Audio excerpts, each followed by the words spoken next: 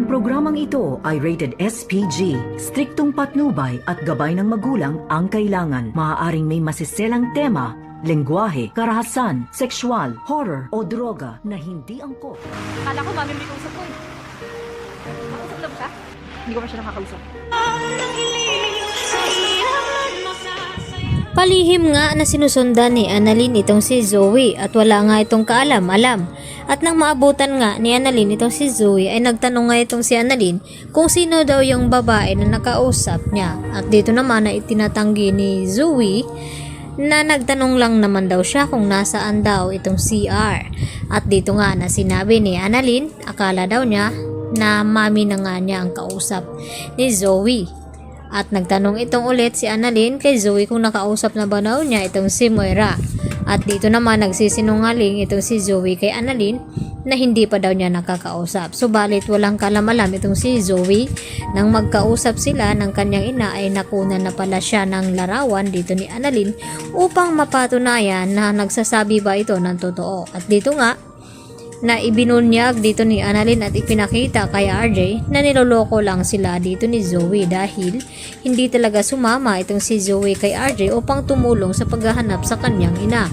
Sumama ito upang pagsabihan si Moira na mag-ingat at galingan daw ang pagtatago dahil marami na ang naghahanap sa kanya, lalo pat kumausap pa itong si RJ ng mga kababayan upang tulungan siya na hanapin itong si Moira dahil kriminal nga ito at kinakailangan na maibalik dito nga sa bansang Pilipinas. At dito naman na nagsabi itong mga kababayan na tutulong daw sila sa kanilang makakaya. Kaya kinumbinsi na nga ni Moira itong si Zoe na sumaman daw sa kanya at magpakalayo-layo. At hindi naman sumang-ayon itong si Zoe sa mga gustong mangyari dito ni Moira dahil nang hinayang siya sa kanyang residency sa Apex Hospital dahil malapit na nga ito matapos. At dito nga nang malaman ni Zoe na alam na ngayon ni Doc Carlos Benitez na itong pala si Moira ang nag-utos upang nakawan ang bahay ni Carlos at pasukin. At dahil dito nagalit si Carlos dito kay Moira dahil sa kanyang mga nalaman at nagsisi na kung bakit tinutulungan niya pa si Moira sa lahat ng kanyang ginawang kamalian.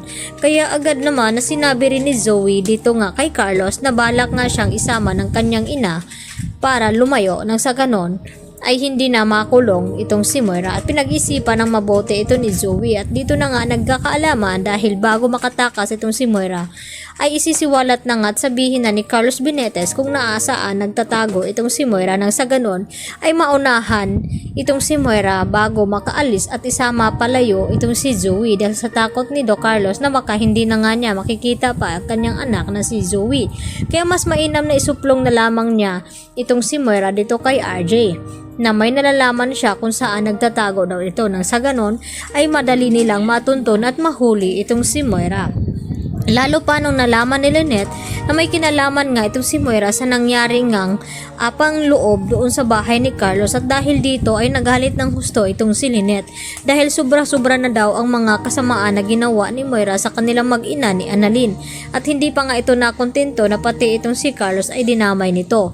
Kaya naman sinabi ni Lynette na sana raw ay makarma itong si Moira at babalik sa kanya ang lahat ng mga kasamaan na ginawa niya. At dito naman na kumampi itong si Zoe sa mga sinasabi ni Lynette na dapat daw ay hindi pagsabihan ng ganon ang kanyang ina dahil nasasaktan nga itong si Zoe.